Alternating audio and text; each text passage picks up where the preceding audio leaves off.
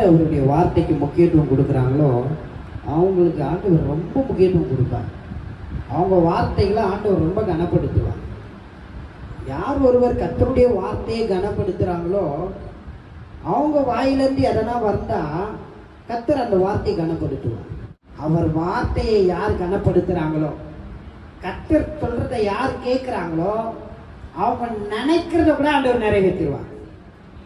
பேசுறத இல்லை, நினைக்கிறத கூட நிறைவேற்றிடுவார். நான் கர்த்தருடைய வார்த்தைக்கு செவி கொடுப்பேனானால், கர்த்தருடைய வார்த்தையை நான் மதிப்பேனானால், கர்த்தருடைய வார்த்தையை நான் கனப்படுத்துவேனானால், கர்த்தருடைய வார்த்தைக்கு நான் கீழ்ப்படிவேன் என்றால் கர்த்தர் என் வார்த்தையை அவர் நிறைவேற்றுவார். என் வாயிலிருந்து வருகிற வார்த்தைகளை அவர் கனப்படுத்துவார். என் வாயிலிருந்து வருகிற வார்த்தைகளை அவர் நிறைவேற்றுவார். என் எண்ணத்தில் வருகிற யோசனைகளை கூட நிறைவேற்றுவார். அல்லேலூயா. என் சின்ன சின்ன ஆசைகளை கூட கர்த்தர் நிறைவேற்றுவார். ஆமென். கர்த்தருடைய வார்த்தைக்கு படிஞ்சா போதும். ஆமெனா. கர்த்தர் நிறைவேற்றுவார். பாருங்க, உபவாசித்து ஜெபம் பண்ணுறதுன்னா ஏதோ தேவைக்காக இல்லை, கர்த்தரிடத்துல சேர்வது, இன்னமும் ஆண்டவரை அறிவது, அவருடைய பலத்தை நாடுவது. உபவாசம் என்றால் என்னுடைய பலத்தை அல்ல, என்னுடைய பேக்ரவுண்ட் அல்ல, இல்லை மனித பலத்தை அல்ல, நான் தேவ பலத்தை நாடுகிறேன், தேவனுடைய தயவை நாடுகிறேன், தேவனுடைய பிரசன்னத்தை நாடுகிறேன், தேவனுடைய வல்லமையை நாடுகிறேன், தேவனுடைய கரத்தின் செயலை நாடுகிறேன், தேவனுடைய அற்புதங்களை நாடுகிறேன். அப்படிதான் உபவாசம் செய்ய வேண்டும். ஏதோ நான் சாப்பிடாம இருக்க போறேன், அது எனக்கு வைராக்கியம், அது எனக்கு ஒரு பக்தி, அதனால ஒன்றும் ஆகாது. காலம் ஃபுல்லாக உபவாசம் இருக்க வேண்டியதுதான், ஒன்றும் நடக்காது. ஆனால் உபவாசம் என்பது எப்படி இருக்கணும்னா, ஏற்கனவே நான் சொன்ன உபவாசம் என்றால் என்ன? உபம் என்றால் அருகில், வாசம் என்றால் இருத்தல், அருகில் இருத்தல், ஆண்டவர் அருகில் வருவது, ஆண்டவர் அருகில் இருப்பது. ஆமெனா. அப்போ ஆண்டவர் அருகில் வர ஆண்டவரோடு அப்படி ஐக்கியப்பட வாழ்க்கை நிலைகள் மாறும். நம்முடைய வாழ்க்கை நிலையே மாறும். சுகவீனம் விலகி போயிடும், பலவீனம் விலகி போயிடும், நோய்கள் விலகி போகும், வியாதி விலகி போயிடும், குறைகள் விலகி போயிடும், நிறைவு உண்டாகும், பலன் உண்டாகும், ஆரோக்கியம் உண்டாகும், உயர்வுகள் உண்டாகும், கனம் உண்டாகும், மேன்மை உண்டாகும். நல்ல கரங்களை தட்டி ஆமென் சொல்லுங்க. அற்புதங்கள் தானா நடக்கும். அப்பா எனக்கு வேணும், என் தேவன் எனக்கு வேண்டும், நான் அவரை அறிய வேண்டும், அவரை நான் பற்றி கொள்ள வேண்டும், அவர் தான் எனக்கு வேணும். நீங்க ஆவலோடு வாஞ்சியோட உபவாசத்தோடு அவரிடத்துல செல்வீர்களானா நான் சொல்கிறேன், அவருடைய பலன் உங்களுக்கு உண்டாகும். அவருடைய அற்புதங்கள் உங்கள் வாழ்க்கையில லேசாய் நடக்கும்.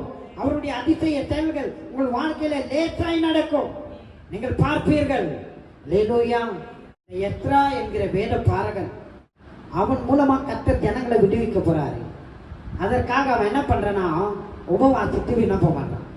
அவன் யார் பலத்தையும் நாடல, போய் ராஜா கிட்டையோ அங்க இருக்கிற அதிகாரிகிட்டையோ அவன் போய் கெஞ்சி கூத்தாடி எதுவும் பண்ணிட்டு இல்லை. அவன் ஆண்டவர்கிட்ட முழங்கால் படிக்கிறான். உபவாசம் பண்ணி தன்னை தாழ்த்தி ஆண்டவர்கிட்ட ஒப்பு கொடுத்து, கர்த்தாவே நீர் இல்லாம எங்களுக்கு விடுதலை வராது, நீர் இல்லாம எங்களுக்கு வெற்றி வராது, நீங்க இல்லாம நாங்க ஆசீர்வதிக்கப்பட முடியாது, நீங்க இல்லாம நாங்க சுதந்திரமா வாழ முடியாது, நீங்க இல்லாம இங்க இருந்து நாங்க போக முடியாது, என் சொந்த தேசத்துக்கு உம்முடைய உதவி இல்லாம நாங்க போக முடியாது ஐயா. ஆண்டவருடைய தயவை நாடினா எப்படி? உபவாசத்தோட. சொல்லுங்க, எப்படி?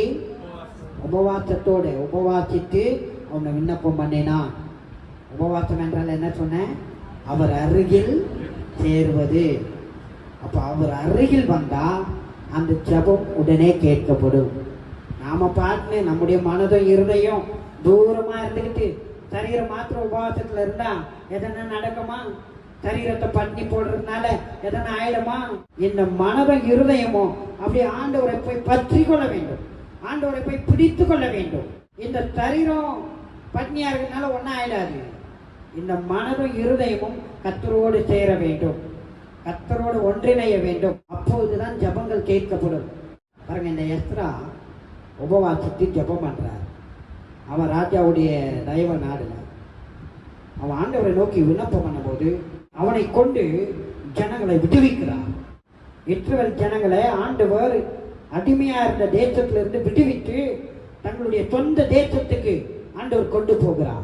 அடிமைத்தனம் நீக்கப்பட்டது, கட்டப்பட்ட காரியங்கள் கட்டுகள் எல்லாம் உடைக்கப்பட்டது. சொல்றேன், நீங்க உபவாசித்து ஜெபம் பண்ணும் போது கட்டுகள் எல்லாம் உடைக்கப்படும், அடிமைத்தனம் நீக்கப்படும். பிசாசு என்னென்ன காரியத்தில் உங்களை போட்டு கட்டி வச்சு அடிமைப்படுத்த நினைக்கிறானோ, இல்ல ஒருவேளை கட்டி வச்சிருக்கிறானோ, அந்த கட்டுகள் எல்லாம் உடைக்கப்படும், அவைகள் எல்லாம் எரிக்கப்படும், அவைகள் எல்லாம் தவிடுபடியாகும். நீங்க உங்க வீட்டுல உபவாசித்து கண்ணீரோடு, ஆண்டவரே என்னை கொண்டு கூட ஜனங்களை ரசிங்கப்பா அப்படின்னு சொல்லி நீங்க கேட்பீங்கன்னா, கண்டிப்பா உங்களை கொண்டு ஒரு கூட்ட ஜனங்களை ரட்சிப்பா. ஒரு கூட்ட ஜனங்களை ஆண்டவர் ரட்சிப்பா. அவருக்கு லேசான காரியம். எந்த மனுஷனையும் பிரகாசிப்பிக்கிற மெய்யான ஒளி எவரையும் எடுத்து பயன்படுத்த அவருடைய கரத்தினால் ஆகும். எவரையும் மேன்மைப்படுத்தவும் பலப்படுத்தவும் அவருடைய கரத்தினாலே ஆகும். அவருடைய கரத்துல உங்களை ஒப்பு கொடுங்க. ஆண்டவரே என்னை கொண்டு இந்த உலகத்துல இருக்கிற ஜனங்களை ரட்சியம் ஐயா என்று கேளுங்களேன். ஒரு சவாலோட வாழுங்களேன். எத்தனை பேர் அப்படி இருக்க போறீங்க? ஆமென். மற்றவர்களை விட்டுவிக்கிறவர்களா எழும்புங்க, ரட்சிக்கிறவர்களா எழும்புங்க. தேவன் அதற்கு பலன் தருவார். தேவன் அதற்கான அதிகாரத்தையும் வல்லமையும் வரங்களையும் உங்களுக்கு அருள் செய்வார். நீங்க எழும்புங்க, எழுப்பி பிரகாசிங்க, ஜனங்களை விட்டுவீங்க. கர்த்தருடைய ஆவியானவர் உங்களை நிரப்புவார். நீங்க அவர் சமூகத்தில் காத்திருக்கும் போது கர்த்தர் தம்முடைய ஆவியை உங்கள் மேல அமர பண்ணி உங்களை கொண்டு ஜனங்களை விட்டுவிப்பார். உங்களை கொண்டு ஜனங்களை குணப்படுத்துவார். உங்களை கொண்டு ஜனங்களை ஆசீர்வதிப்பார். உங்களை கொண்டு பிசாசின் பிடியில் இருக்கிறவர்களை விட்டுவிப்பார். ஹல்லேலூயா. சொல்லுங்க, ஏசப்பா என்னை கொண்டு கூட ஜனங்களை விடுவீங்கப்பா, ஜனங்களை ரட்சிங்கப்பா, ரட்சிங்க ஆண்டவரை கேளுங்க. ஹல்லேலூயா. ஸ்தோத்திரம் அப்பா, ஸ்தோத்திரம் ஆண்டவரே.